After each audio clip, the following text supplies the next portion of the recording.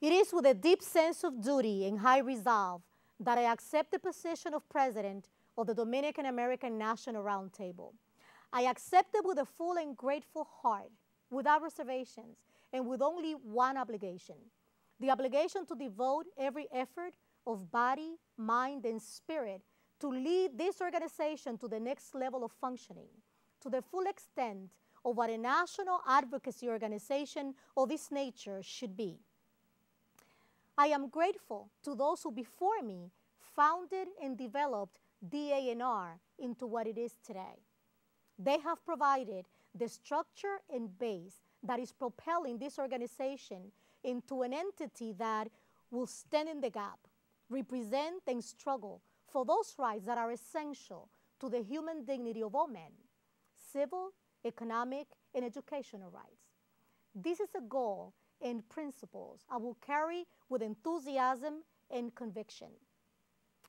I am grateful also that in this honorable endeavor, I can rely on so many others, on a hardworking and committed board of directors, on a distinguished advisory board, on continuous or one-time sponsors who invest in this type of project for the betterment of our communities, and friends and colleagues of the Dominican community like you, who with their time, talent, and money tell me we are on the right track. I'm proud of what we Dominicans as a group have accomplished since our arrival in the United States some 50 years ago. I am confident that we are successfully, with both competence and courage, occupying our place in this society.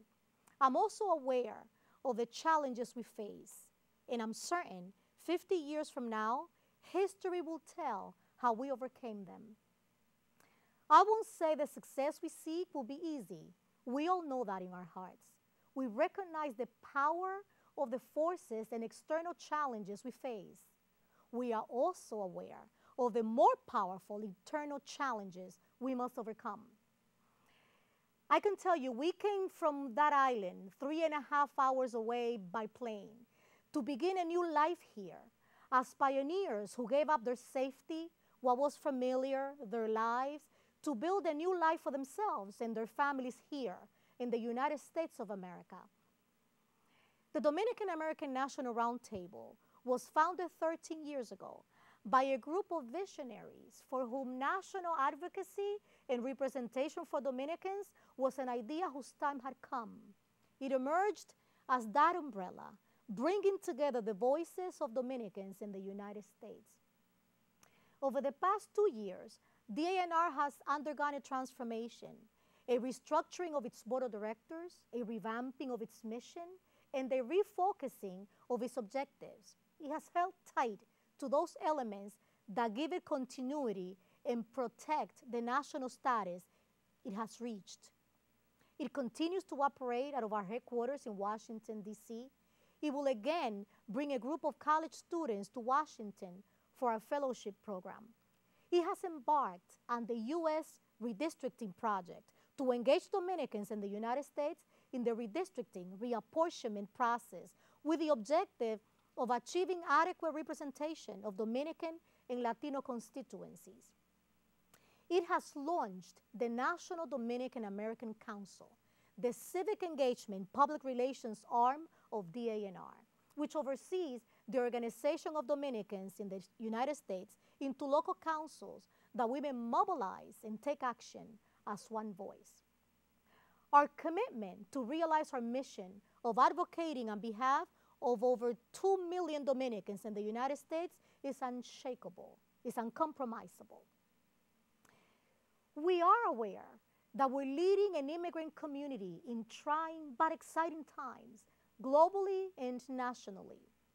The changing face of this country's future is revolutionary. An urban population explosion has overcrowded schools, cluttered up suburbs, and increased the squalor in the slums. The revolution for human and civil rights, demanding an end to racial discrimination in all parts of our community life, continues to strain the leashes imposed by the executive leadership. I say it is time for good, strong leadership men and women to cope with challenges and opportunities. It is time for courage, not complacency, leadership, not salesmanship. And the only valid test of leadership is the ability to lead vigorously. We are leading a community, a small piece of this huge national puzzle in determining and world-changing times. DANR is the candle that, as a beacon in an ocean of turbulence and awesome opportunities, can guide us to a safe and successful future. Its concern is the present and future of our community in this society. I ask you today to join me in the DANR Board of Directors in this honorable cause of ours. Join us as a collective armor-bearer army. In biblical times, an armor-bearer was an officer selected by kings and generals because of his bravery.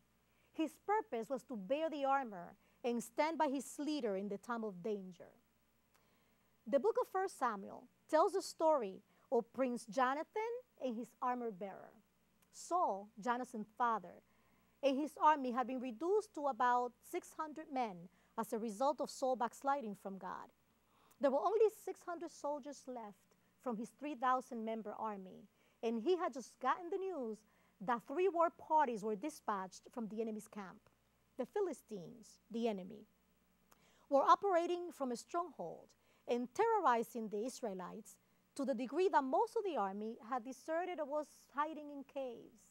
Of the 600 men, only Saul and Jonathan had weapons because the Philistines had taken away their blacksmiths. Prince Jonathan decided to go over and stake out the enemy's camp. As customary, his armor-bearer accompanied him.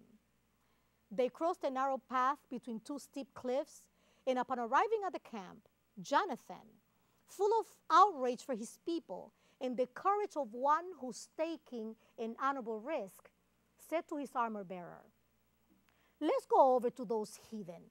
Maybe the Lord will do a miracle. It doesn't matter to him how many are in their army." His armor-bearer said, "Go forth. Do whatever's in your heart. I am with you, heart and soul." The rest is history. Prince Jonathan and his armor-bearer climbed over the cliff and killed about 20 men who fell left and right. Panic struck the entire Philistine army. An earthquake came, and they began killing each other in confusion. The Lord saved Israel that day through a soldier and his armor-bearer. We must come together and emulate Jonathan and his armor-bearer. As now more than ever, we need to stand with our leaders, poised to face challenges, meet financial responsibilities, and move our communities forward.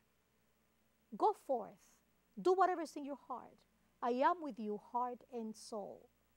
Those words are music to any leader's ears, whether he's a weary church leader, community activist, elected official, businessman, educator, civil rights leader, Little League coach, a community-based organization, or a national organization such as the Dominican American National Roundtable in need of an arm of support. I ask you to join us in this honorable cause of ours, in this cause of carving out our community's rightful place in the United States of America.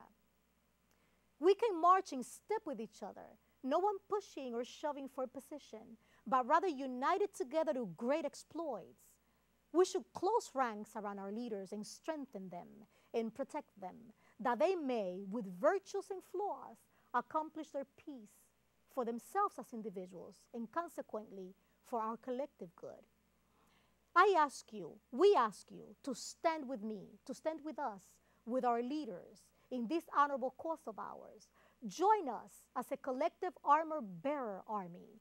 I ask you to stand with us, to support us, to close ranks around us, to strengthen us, because in standing with our leaders, in supporting and strengthening them, we are strengthening our communities. We are strengthening all of us. We are strengthening the United States of America.